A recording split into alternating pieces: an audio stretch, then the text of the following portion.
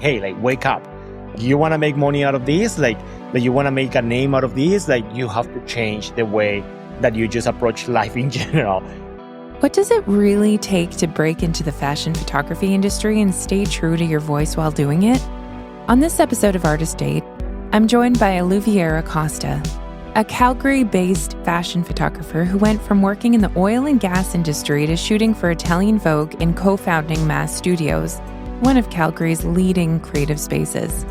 We get into the real behind the scenes of building a photography career from scratch, including how Eluvier approaches editorials, pitches to magazines, and creates powerful collaborations without big budgets.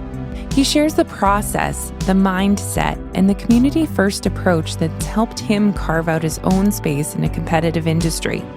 Whether you're dreaming of seeing your work in print or just need a reminder that your art is worth betting on, this episode will leave you inspired to take the next bold step in your creative career. Let's get started.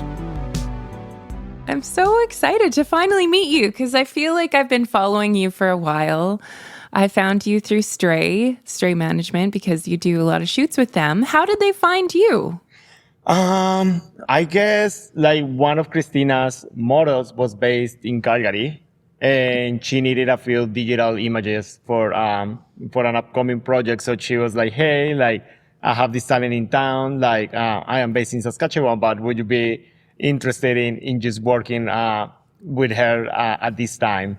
And I think that's how it started. And then like in time, like some of her models started like flying to Calgary just to get like, digitals and tests done at the studio. Amazing. Yeah. I can think of one photo shoot that you did for a Stray model in particular. I think it was Charlie, and I just loved like the styling and the concept of it. And I'm curious, like how prepared were you going into that shoot? Like, did you have a chat with the stylist before, or how did that all come to be? Well, how it happened was like they have like cell phone pictures of Charlie, and then they have her test shot. And there was some sort of like disconnection between like what you like had in person versus what like you will get in the pictures, which is normal with new models, you know, like most of them, of course, they're like beautiful and they are like more than ready to like get into the industry. But like when you look at them in the photos, like sometimes again, it doesn't just translate to what you're seeing in person. So Christina talked to us and she's like, "Hey, like I would love for your team to, take on this girl, like kind of like do a simple test shot. Like we want to see personality, we want to see who she is." So I remember when she came on set, I basically started shooting her with what she was wearing. Like I didn't even let the stylist put anything on her. Like she was wearing just like these baggy jeans and a baggy t-shirt and Converse. And sometimes for me, that's how you start. Like you start with them, with what they're wearing, with what they're comfortable.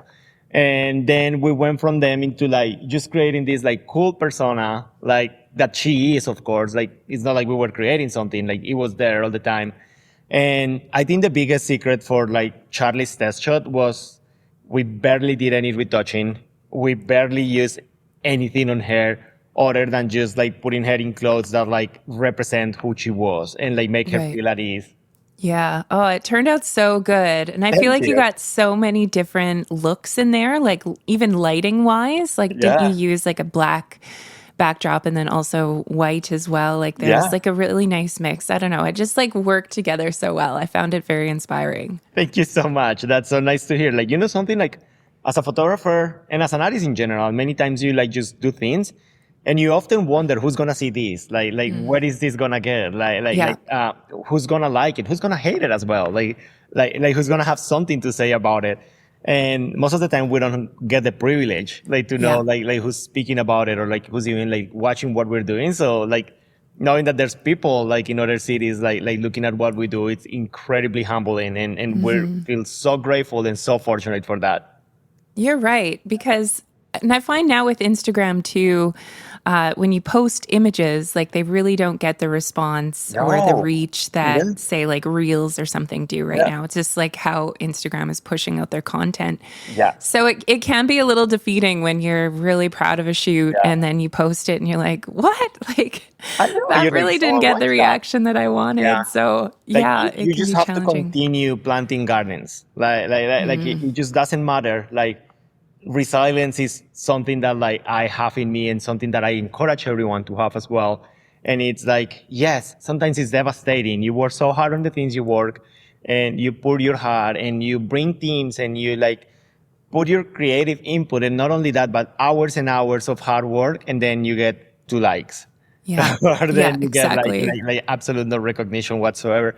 But at Right. the same time, it's it has to become more of like a process where you're happy with what you're producing, you're happy and proud of what you're putting out there, more than the expectation of getting something in Right. return. Right. It is really hard. Like I remind that to myself very often because I generally forget about it, but it is what it is. And the way that like, I don't know, that people consume like media like these days So and like much. the way that like they just scroll past, like it literally stays in their view for like less than a second Right. before they just like pass or like double tap or like even like take the time to actually look at it. Exactly. So yeah, it's just a process. I think like we just have to keep moving. We just have to keep creating, and eventually we'll find our audience, and eventually we'll find like our niche, and that will be the people that like we grow together with. I love that. And I've also kind of switched the mentality around posting to more like, okay, this is my portfolio. You know, like Yes. this is the body of work that I'm really proud of to show. And, you know, if it doesn't have like thousands of likes, that's okay. That's not my purpose. My purpose is to like for people to find me and then they're going to, you know, see my best work and Yeah. hopefully like it. And it's always also about like who you want to be, Yeah. like what you ultimately want to do. Like we are all so obsessed with like making this a fast career. Like, oh Yeah. my God, like I want to become a photographer in a year. I want to become a creative director in 6 months. And we forget about enjoying what we're doing. So like we even forget about like the reason why we got into this. So Absolutely. like it is very important. Like it's brilliant what you're doing. Like treating this as your own portfolio, treating this as your own baby. It's basically untouchable. It doesn't Yeah. matter whether other people like it or not. If you're Right. proud of it, if you know like what it cost you and you recognize the value behind it, that's all you Exactly. need. Yeah, totally. So I want to get into how you got to be you today. Where I know you're from Colombia, I am, right? yeah. Yeah. When did you move to Canada? I moved to Calgary in 2015. So Jesus, that will make it a decade already. Yeah. Yeah. Time flies. Goes fast. I Yeah. know it goes by so fast. I was in the oil and gas industry. I had a No way. fantastic job. Yeah, I had a Wow. paycheck, and it was a good job. Like it was a fantastic opportunity to make it, like to Canada ultimately. And then when I moved here, I got laid off. Like it was part of a big recession back then. There wasn't a lot of like work opportunities in my field. So I decided to go to school and take digital photography as continuing education at the University of the Arts. Nice. And that's where everything started. It's so funny because like growing up, I always wanted to be an artist. I didn't know I wanted to be a photographer, but I wanted to be an artist. But coming from Colombia, like there's not many opportunities available. And the spots at like the best schools are like basically impossible to get. So I didn't even like let that dream like flourish back in my country. So when I moved here Yeah. and I lost my job, I was like, this is actually the perfect opportunity to just get this dream going and see what it takes. Absolutely. I wouldn't say that it's been 10 years in the making. I think I went for digital photography and then I was terrified of doing it because I was like, well, am I going to be good enough? Like, you know, we all get in Yeah. our heads. Like we all Yeah. like have our fears. So it wasn't until 2019 when I decided to open the studio, like partnership with Juan, who's still my partner at Mass Studios. And then we went from there. But like I would say like 2019 moving like onwards, like have been what I have would like to say that I have like pushed the most, like Wow. to be a photographer and where I have worked the hardest, like to become an artist in the city. Yeah. So while you were taking school and while you were building your photography career, did you have another job to kind of get you Absolutely. by? Yeah. Yeah. Absolutely. And in the city, everyone knows I have been so open about it and I take so much pride on it. I literally started washing dishes in a restaurant when I was in school. Well, I didn't have my oil and gas job, neither had any experience in any other field. And I needed to survive. So I started washing dishes, worked my way up to like being an expo, being a host, a server assistant, and then finally becoming a server up to like going up to management positions in restaurants. But honestly, serving paved my way up to like being a photographer. All those like long nights that like pay for equipment, like gave me the opportunity to like organize collaborations, like gave me the opportunity to do a lot of work for free in order to build up a portfolio, to like make connections.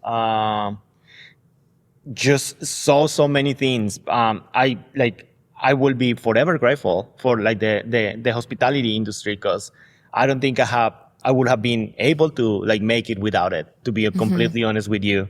Like Wow. being an artist is fantastic and it's so rewarding, but like sometimes it's also so tough, especially like when you start from scratch, especially when you don't have anything in your pocket, when you don't have clients, when you don't have friends, connections, any of that.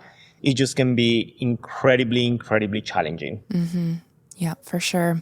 And were you always doing fashion? Did you know right away when you started doing photography that it was fashion that you wanted to do, or were you I doing always wanted to do everything? fashion. Yeah. I wouldn't say that my work was always fashion focused, but that was always my dream. And I Yeah. remember like asking myself the question so many times and so often of like, what do I want my body of work to look like? Like what is it that I like? Do I like weddings? Do I like events? Like, do I love like people? And I was like, yes, I love people. And then shortly after finding that I love models and that was actually what I enjoyed the most, and like just shooting people in general, like towards a more like advertorial, like beauty and editorial content. I always knew that it definitely took me a little to not only find the right inspiration, but also like to find who I was as a photographer. I didn't want my work to, of course, be an exact copy of anyone else, but in a so evolving industry where like there's so much already, it is actually incredibly challenging to find your own like style, like to find who you are, like to do things like your way, if that's Yeah. valid to say. So yeah, like that's how it started, like kind of like as an idea, and I worked, I would say, for years to like just get that idea to become okay. Yes, I'm doing fashion. Like this is what I like, and this is what I want to do with my photography career. That's so cool. I just think, yeah, wow, I feel like fashion photography is kind of the hardest, in some ways, it's the hardest vein to break into. You know what I mean? Like you do have to have that clear vision. You can't be a hack. You can't, follow the trends too much. You kind of do Yeah. have to stand out in your own way. Yeah. What was your process to like get clients? Did you pitch them or how did you build that portfolio? Many of my clients, I would say portfolio wise, it was key to work alongside fantastic agencies. I was so incredibly lucky, like to like have the support from like mode models, class models, like the novels, like Numa, like every like big and like kind of like established agency in the city, like lend me a hand. And that was again something that I will take with me to death. Like I'll be Yeah. always grateful for that. Just getting models for test shots. And I'm gonna tell you, many of those test shots didn't turn out well. Like they didn't Yeah. like turn out in what I would have expected. But just not getting any judgment and just like kind of like having them like supporting my career and like cheating me, like being like, you can do this, like you just have to like keep going and going and going. You have to do it again and you have to do it again and you have to do it until you get it right. Was like key in succeeding like that. Finding clients, I think it was easier. And I would say it was easier because it was all like word of mouth. Like people will come to me, like they will do a session and then this person will recommend another. And it was like basically a snowball in the best way, where like we have never invested a single dime in marketing. Wow. Yet like we were able to establish our studio. We were able to like open it up. Like we welcome everyone in our studio. So that was definitely a plus. We had here like wedding photographers and, event photographers and every type, branding, all these like happening in the city and happening in our space. And it wasn't necessarily just me. So it was a huge advantage. And it was like great help. Like it was like a fantastic help and a fantastic like foot at the door, like to like just like have that sense of community and have that sense of like, this is not only you, this is much bigger than you and it's happening before your eyes. Wow. Tell me a little bit about your studio. So, it's always a funny part because like the more I like talk about it, like the least I believe my own story. By that I mean, like I met Juan through a client. So a client like hires me and she said, hey, like I would like video to go alongside this campaign. And I'm very honest with her. I said like, something I've never done video other than in my phone. And I genuinely don't think that's what you're looking for. And she said, well, like, as a matter of fact, I have like posted already, an ad on Indeed and I'm looking for a photographer. And this Colombian videographer, reached out to me and she's like, and I would love for the two of you to meet. So like I contact this guy, he doesn't answer the phone. Then I leave a message and he calls me back. We meet at a coffee shop and I cannot even like explain how this happened so early. We worked together in that project that was like a very small project. And after that, like within weeks, like we were working in the same place, which basically was my living room, like, because I didn't even have a studio or anything. And then like he said, let's do something bigger. Let's open a business. And I always wanted to have a studio, but I was too scared of doing it on my own. Like I didn't want all these things to like just be my responsibility. So I was like, oh, like looks like I could have a business partner. So we started looking for a space. We started like chatting with people. We finally find a fantastic opportunity to have a studio. But Juan and I opened the studio knowing each other for maybe a month or two. Wow. So like, yeah, like like I've never seen this man before in my life. He's never seen me either. His now wife has just moved to Canada. So like we're all strangers, like basically. So I hate to say this because in a way it sounds dangerous, but like I went into business with a stranger and it has been the best decision I've ever made in my life. And I'm glad like to hear that. 5 years in, it's unbelievable the things that we have done and like the growth that we like have achieved. And for all people out there, I would say, sometimes just like finding someone that inspires you to like jump, it's all you need. And that was what happened with us. How long has that been now? 6 years, did you say? 6 years now. Yeah. We started in our first place in 2019. So that must have been a little bit of a scare when the pandemic started and you just probably opened your studio. Was that a year later? It was super tough because we opened in 2019. We didn't have anything before, so everything that came our way was fantastic, right? Like people were like, well, you guys are growing. And we're like, yeah, well, we don't have a point of reference because we just opened. So anything that comes, like it translates to growth, sorry. Then by the end of 2019, we were in a nice building, but it wasn't anything permanent. So we chat with the landlord and we decided to commit to something bigger. That's when Studio A came into like our kind of like dreams. It did look nothing like that. It was a massive renovation project, like demolition renovation project. And then like we took on that on like November, December 2019. And that went all the way through until February 2020, sorry. So we moved in the studio. We basically have a desk and a couple stands and that's it. And then a week after we go into a lockdown for like the first lockdown of COVID. Yeah. So we were a new company. We couldn't apply to any government relief or anything because we didn't even have a payroll. Like Oh we my had gosh, nothing. yeah. So it did represent a challenge, but at the end of 2020, we have like triple our income. Don't ask me how. Like literally there was people coming, like shooting with us and we were like, okay, thank you, but like why?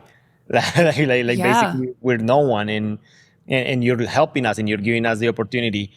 It was a massive community like project. Like I always like to thank everyone beneath our wings because we would have never, ever in a million years made it without the people we had the fortune to work with. We have a hairstylist, like coming and saying like, hey, people want haircuts, hair salons are closed. Like, how do you feel about me like cutting hair in your space? And I was like, yep, let's do it. Yeah. Let's cut hair at the studio. So we had like police officers and people in healthcare and we had so many like different professions and people from every ethnicity and belief and background, like just walking in to get a haircut, like during the Oh my pandemic gosh. and stuff like that. Like that's something I'll take with me, like again, till the end, and I will forever remember and cherish in my heart. And now is it mostly photography that it's rented out for? Now it's Photography, mostly video? photography. Yeah. There's Yeah. here and there a few events. We have now 3 spaces. There's 2 large spaces and a smaller studio. So especially the 2 large ones, like sometimes like double up as event spaces, but I would say 99% of the bookings are photography or videography. And how big is the studio? 2 of the units are about 2,500 square feet, and the other one is about 800 square feet. So like, That's we have a total huge. of like, yeah, we have almost 6,000 square feet, like in the same building, on 3 like separate units. Do you find that it's booked out pretty often? Like, could you We use have more put space, out you think? there like so many things. Like we are on Peerspace, like we have our own booking system on our website, like Instagram, of course, social media and all that. Like we're in so many different platforms that has allowed for like different crowds and like different like people to reach out. Like we have like a lot of content creators coming from the States and we don't know them. We've never seen them. Probably will never see them again. Everything's done again, like through the website or through Peerspace. So when they show up, like we help them set up, like we kind of like set them for success and they do their own thing and they leave. So it has been fantastic. We've met so many people. Sarah, like shoot a campaign here for kids, like not in our Oh, wildest dreams. Like yeah. we would have like dream of like having that like happening in our studio. Wow. Mark's Warehouse, Microsoft, like large corporations and companies they have touched our studio like either by chance or like someone told them about us. It always like when it comes, it feels still like surreal. Surreal. We did a Yeah. couple like commercials for WestJet. Yeah, like there has been a lot of people that either work with us or work in our space, and yeah, it's been fantastic, honestly. Amazing. And do you provide lighting or backdrops We or? we have a fantastic lighting tech. If people hires our lighting tech, then we're in the capacity of providing lighting, just like for insurance like purposes. If not, like there's like I mean, if you need one light, absolutely. But if you come into the studio and you're like, I need to use every single one of your lights, like we have a technician that like goes along with Okay. that. It's not like we have a lot. Like Yeah. we have some lighting, but depending on how big your project is, like you might need more. Yeah. So backdrops, yes, we have a ton of paper. We have some canvas. We have a 20 feet by 12 feet cyclorama wall. So Nice. like people use that quite often and a lot. Like yeah, like we like every rental that comes in, like they get free stands, they get free sandbags, they get free modifiers. So like all these are things that like people are like, yes, like I'm gonna go there because like I don't have to carry any of these. I can just show up with my camera and my one light and they'll have Yeah. everything for me. Yeah. What is the website in case somebody wants to book it? It is massstudiosintl.com. So Okay. it's MAS and then studios and then intl.com and then all the information is right there. Awesome. And I will link that in the show notes as well, because I'm sure hopefully there'll be an increase in some rentals after this. Oh, thank you so much. That is so kind. Thank you. Thank you. Yeah.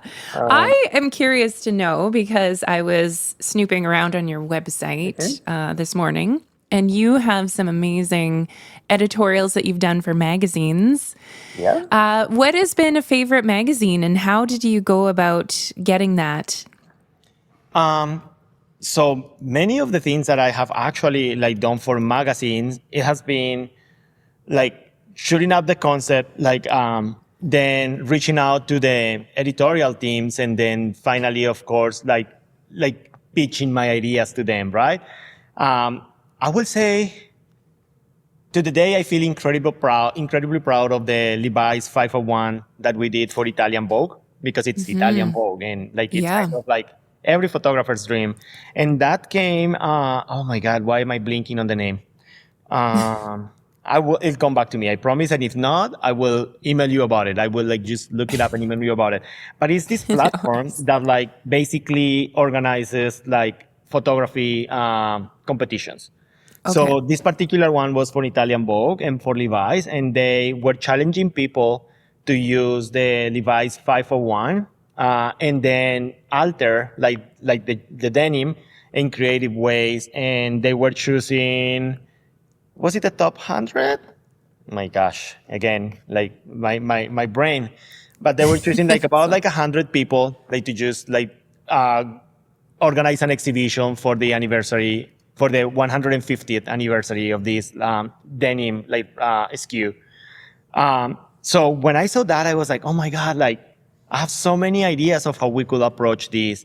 There's this absolutely incredible trans designer based in Calgary, and I have seen her work before, and it's just so unique and it's just so amazing. And I said, like, what if we just go thrifting? What if you just get like a bunch of denim, and then we have Mal, her name is Mal. What if we get Mal to actually like make garments out of like these like recycle like denim? And why don't we like just like challenge her to create outfits for everyone? And then like, why don't we create like a love story like in the city? Why don't we shoot this in Calgary? Why don't we like kind of like enter something that like we have created all with local talent? And basically that's what we did. She did a fantastic job.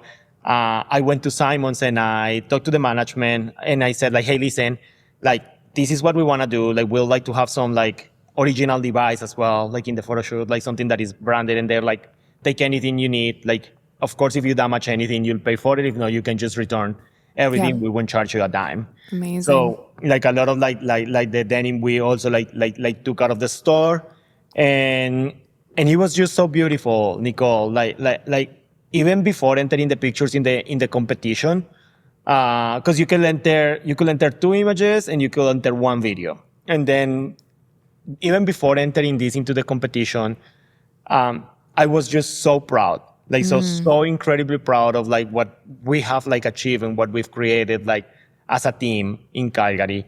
Once we were done with the submission, like we didn't hear in months like from them. Oh, I wow. was just about to release the images. I was like, oh well, I guess like it just didn't happen. Like let's just post them on our Instagrams and like make it like a reel. Being there, like I was like, okay, like what's next? And then it was when we heard from the actual editors of Italian Vogue, like saying that like our images have been selected for the exhibition. And then a few hours after, they reached out again and they said, oh, your video has also been selected like for the exhibition. Wow. So we had video and photo in the exhibition. And that has been such an incredible win in my career. Like, Yeah. I know like you don't actually have to look for validation, because like validation should be the way you feel about your own work and like the way you go about your own work. But it was such a great validation that like something was right. Like we were doing something like in a right way. So Yeah. I would say that this forever will be one of my favorite projects. I have many. Wow. Now, how do I go about with other magazines? I have a massive list that I am willing to share with anyone. Just, I say that openly. of editors-in-chief of different magazines. And then the way that I go about that is I like shoot things, I like organize them, I credit everyone, I create the models, I create the products, brands, and all this. And then I email the editors-in-chief and I am like, hey, like this is my name, this is what we created in Canada, this is exclusive material that we would love to see in your magazine. And then you just talk to them. Like most of the times they will say no. Sometimes they will say yes, or they will say like, hey, like this looks good, but like it doesn't have enough looks, or this looks good, but like it doesn't fit the season. Like, are you willing to wait a year for this to go publish? And sometimes we do. Like honestly, like if we see it's the right opportunity, sometimes we wait a whole year before seeing like any of these images released. Wow. When you're putting together an editorial, do you shoot it first and then pitch it, like submit it, or do you pitch it to the magazine, the idea, and then shoot it? So I generally always think of the seasons. So let's say that like I want to do a creative with my team. And right now we're in spring. So chances for this material to be ready before spring, summer are very slim. Like, I don't think that's a great idea. So what I will always do is like, if I'm shooting something right now, I'm shooting for the fall or winter. Like I'm already like, my mind is always ahead. Like I'm like, okay, like what happened last year on the runways? What are the trends? Like what's the makeup like? What's the hair like? Because they are always a year ahead, right? Yeah. So I'm looking at that and I'm like, okay, gathering ideas. I'm like gathering concepts, and then I can go really either way. I can like shoot a message to the editor and be like, hey, I have a fantastic team. This is the model, this is the makeup artist, this is the wardrobe stylist, like these are the designers that we're thinking to use. Like, do you think you can get us in print or digital in the summer? You think you can get us in print or digital in the fall? If they said yes or no, like then I go ahead with the idea. But also sometimes I just go ahead and do it. I just like go shoot the concept, and then once I have the pictures and then want to have like a presentation of like the images, I just send it and I said like, hey, like we just shot this for the fall. We just shot this for the winter, and we'll love for this to be featured in your magazine. How often do editorials pay? Do you find less often than... Less often. Unless you're getting the cover of the magazine, like they won't pay you. Like there won't be a compensation.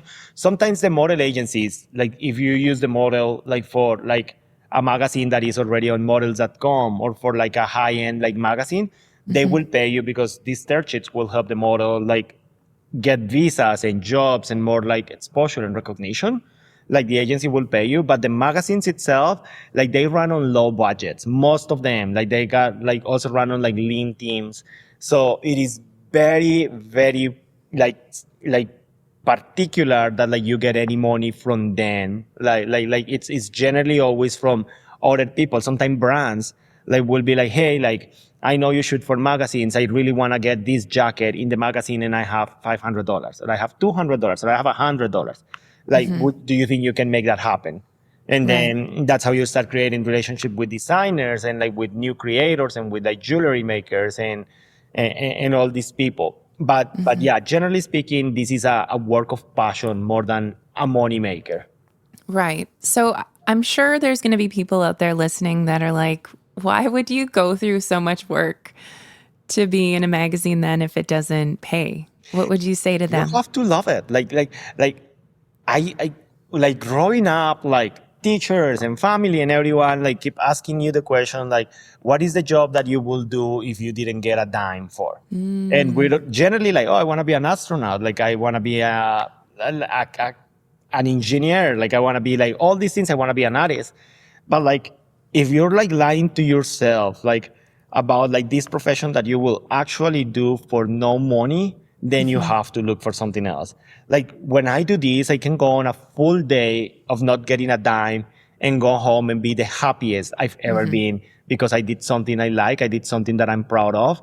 And I didn't do it alone. I did it like with a bunch of people that mean so much to me and that are so close to my heart that it didn't feel like work, and I didn't feel like I was losing anything. Like, especially in the creative realm, like you're never alone, and also like you have to like find things that like fulfill you. So for example, like if it makes you so happy to shoot weddings that that's the thing that you will do for free, go shoot your friend's wedding for free and see how you feel about it. Like if you're like, oh my God, I hated this experience so much, well, then maybe weddings aren't for you. Because like at the end of the day, it's not the thing that you will do for no dime. Right. And what energizes you as well, right? Like I've been in that sort of you could call it a flow state where you're shooting and shooting and shooting and you're like, "Oh my gosh, it's been like 10 hours," but Yeah. it just feels like very fulfilling and yeah, just the It's like, creative energy of the group can and you lift you finish up. and you're like, oh my God, that was it. You're like, Yeah. oh, is that 8 hours? And then, yeah, it's a great Exactly. feeling. Yeah. Now I'm curious to know because, Calgary isn't necessarily like, say, New York or something like that. Yep. How do you access these higher end brands for your photo shoots? Well, it's a challenge. I'm not gonna lie. Like it's incredibly, incredibly challenging. I would say like we have partnership with like incredible places in Calgary that like somehow have access to those high end like designers. Have you ever heard of Simons? So Yes. Simons, Hall Renfrew, um, unfortunately, like now closing its doors, but Hudson's Bay. We also have so many like incredibly high-end consignment stores. And yes, most of the times the items you get from them are not in season, but are stuff that like sometimes it's like timeless and you can still use for the editorials. I used to like visit LA a lot, and it's a different story because they have the showrooms. So when they have the showrooms, of course, they have access to all these samples that unfortunately we do not get access to in Canada. So that was also like pretty interesting, and that was pretty awesome to see because like you just walk into a place where there's everything you can possibly imagine. Like you can basically go crazy in those places and find so Wow. many good things. So that's how we access more of our stuff. I will say for someone looking to get into magazines and for someone to like looking to get their work like published, it is a lot easier if you photograph just beauty. Like if it's just makeup or if it's just hair, versus if it's like designer, because when it's designer, they will examine every piece that you're like putting in that advertorial. And if they find something like, for example, that is too vintage or that is like a stylist on, you will get rejected if you don't. Rejected. Yeah. Yeah. How many looks traditionally are in a fashion editorial and a beauty editorial? I never advise to submit less than 6 or 7 looks. Generally, when you look at these magazines, only 4 looks or 3 looks go into the actual print. But they love to have options. Like they love to see like many things in the same model with the same thing, so they can like try different layouts, so they can see how it fits and flows with their current issue or even like with what they have on their website. So I will strongly recommend that people submit at least 6. We have done editorials in the past where we have submitted up to 10, 12 looks, and only 2 or 3 have gone in the magazine. Oh, interesting. Okay. Yeah. And do you style your work, or do you have stylists that you work with? I don't style. So I would say that's probably like my biggest secret, not secret. Like I don't do anything other than photography myself. I have makeup artists, I have hairstylists, I have wardrobe stylists, I have a high-end retoucher. She works hand to hand with me. I have a lighting tech, I have a digitech, I have an assistant. So even a collaboration, it's always 10 people, 12 people. You are set. You are set up. That's great. And I always tell people that's what you have to work the hardest for, to Right. find your team.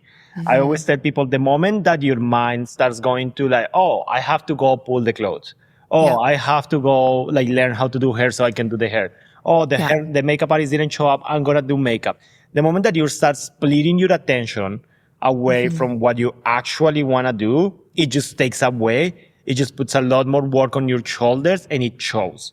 Absolutely. Like there's so many people that like they take so much pride, and I respect them, entirely respect them. They take so much pride on doing the absolute everything, like producing the absolute everything. I personally don't believe in that. I believe like giving everyone the space to shine in what they do best is the Yeah. way that you should do it when you're a professional. I agree. Yeah, you're right. Like it's exhausting when you're wearing more than one hat. That cup drains really, really quickly. Yeah. So yeah, that's such a great point. And people want to help. People want to be involved, and people want to create this amazing thing. So let's let them, right? Yeah. But it does take time to find the right people.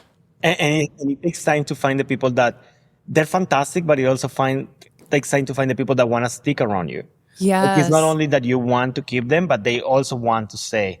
Like, trust me, like finding people has been the most challenging part of my career.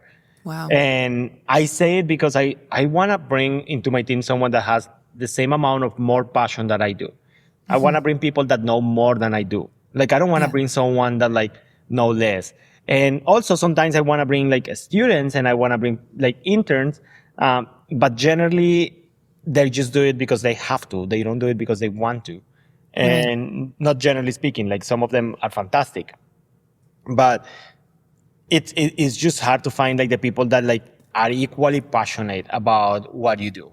Yeah. Like it's really challenging for sure. If you could give one piece of advice to someone that's starting out, what would it be? I think my biggest piece of advice for anyone, either where they're starting out, where they're like in the middle of like building their career or where they are more settled, I will say just slow down, like think about what you're doing and enjoy what you're doing. Like sometimes we feel so rushed with no reason. Like sometimes we just feel like we need to finish things right away, even before they start. And it's so unhealthy. When I started working with my current lighting tech, that is also my colorist, and he's a fantastic friend now. Like he's become family. Like he used to tell me, do not shoot like you have a digital camera. He used to tell me like shoot thinking that you're shooting film. He's like put the idea in your mind that you only have 10 frames. Are you just gonna go like this and click and like end this photo shoot in 2 minutes? Or are you gonna take the time to meet the person? Are you gonna take the time to compose in camera? Are you gonna take the time to think what's this gonna look like when it's printed? And it's so valuable because it becomes a lot more, like the connection is a lot stronger with the person in front of you when you do that. Like it's more intimate.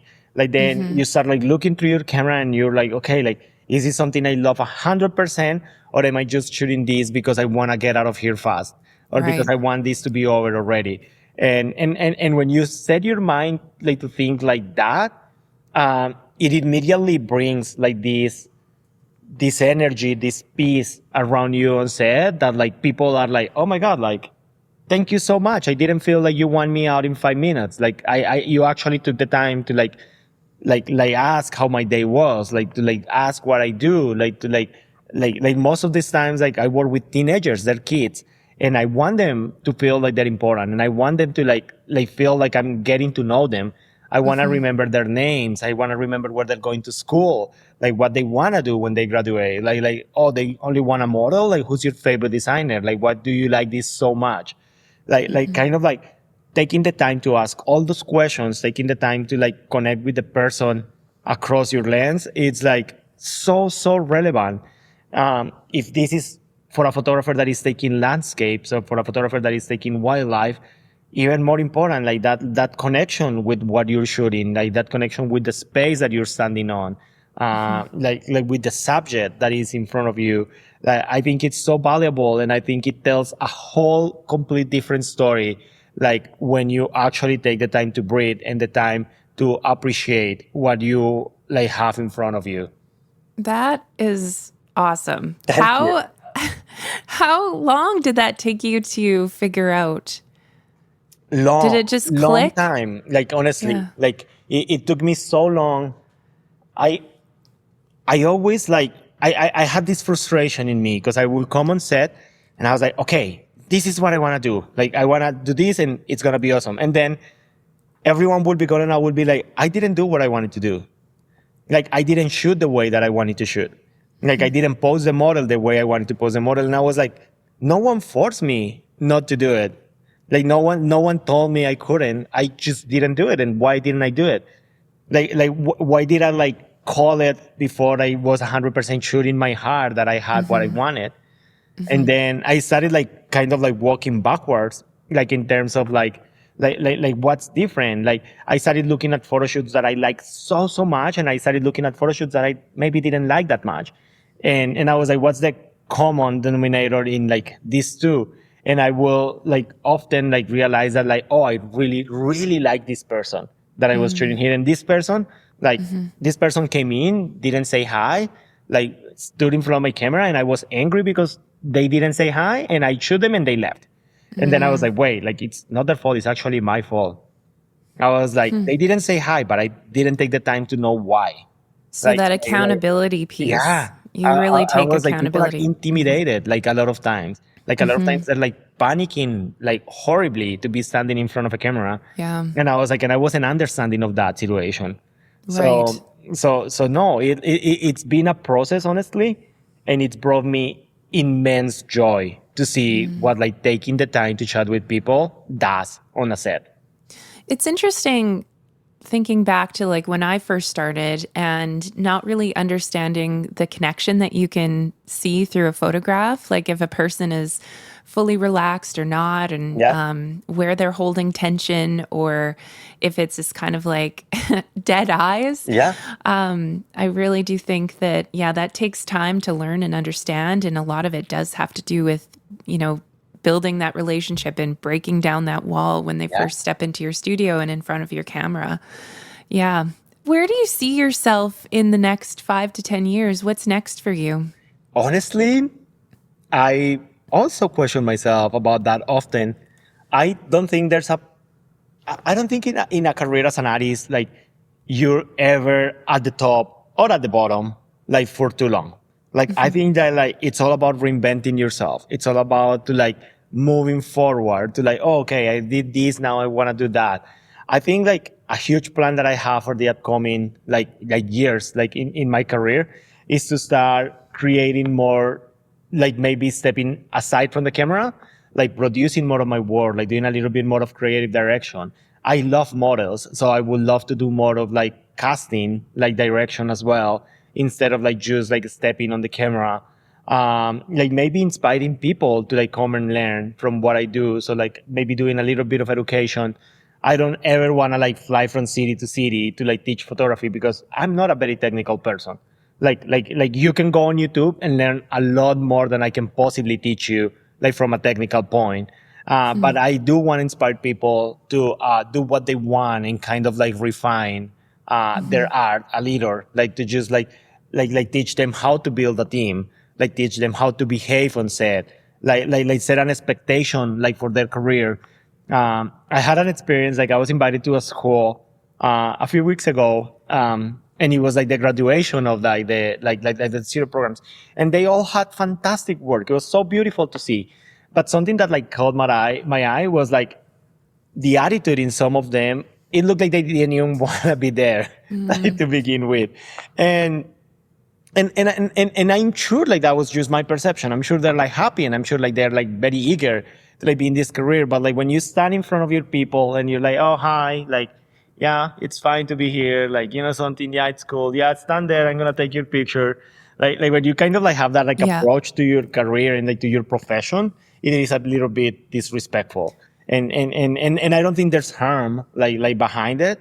Like I just think it's just a matter of like having someone to tell you this, like someone to like be like, hey, like wake up, like you want to make money out of this, like you want to make a name out of this, like you have to change the way that you just approach life in general and your profession specifically. Yeah. And I've even heard stories too where, say like the big name photographers that you always hear about, their egos are so big that now they don't, I feel terrible saying this, but I'm going to anyways, that a lot of brands don't really want to work with that. Like they want to work with people that are like easy to work with, that are, nice on set and kind. Absolutely. So really like showing up and being like a good person and like ready to work and get your hands dirty. Like that's ultimately all you need. Like when I started taking pictures here, there was and he's still around, but like he was like the photographer in the city. Like he had like all the biggest jobs and everything. And there was a saying that like, oh, he will always make the makeup artist cry. or he would always make the model cry. And I was like, I will retire the day that someone says that it cried on my set. Like if you as a model walking into my studio and I made you cry, I am the miserable person, not the model. Like I need to like just go get checked and like for wellness, because like that's not okay. Quite the opposite, will never want that to happen, like in my studio or like in one of my projects. So what you say is true. Like many clients are scared of even hiring photographers because they had like that one terrible experience with someone and they will never move on from that. And it's so sad because there's so many talented people that are not like that and will never get the opportunity to show what like a real experience look like. Yeah. Gosh, you're so full of wisdom.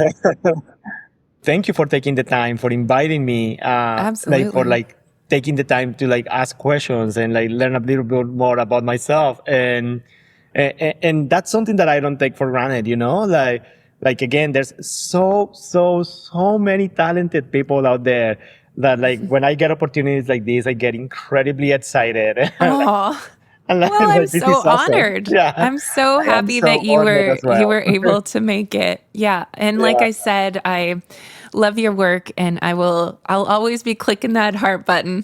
Thank you so much. Instagram. It means more than you will ever know. Like, you're like means so the sweet. world to me.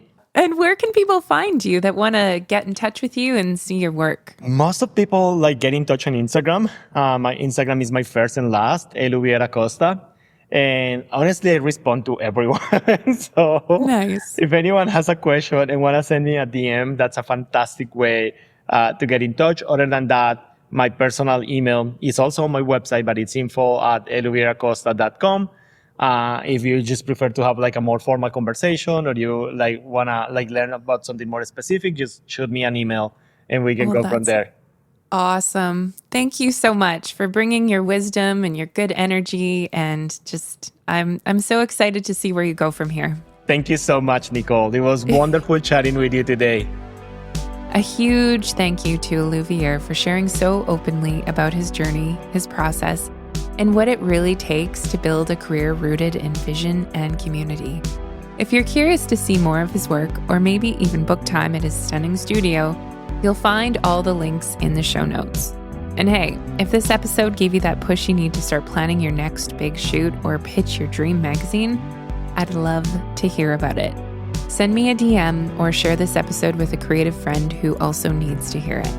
Until next time, keep creating your way, and don't forget, your pace is enough.